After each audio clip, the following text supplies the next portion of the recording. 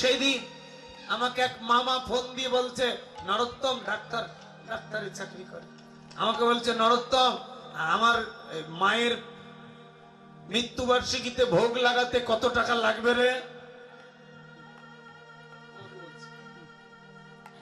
বলার ভাবটা দেখেছেন, কায়দাটা দেখেছেন, অহংকারটা দেখেছেন, কত টাকা লাগবে রে?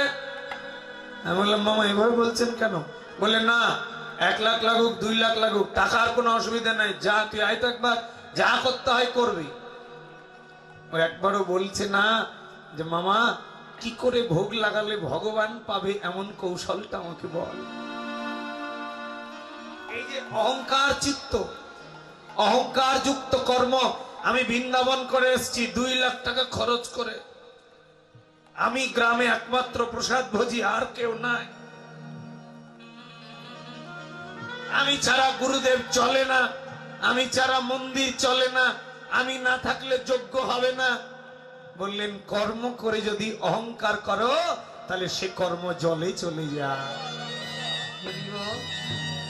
এই জন্য ভগবানের কর্ম করার পর কোন ধরনের অহংকার যেন জগৎ সংসারে না আসে। এই জন্য বিচার হৃদয় থেকে চলে যেতে হবে।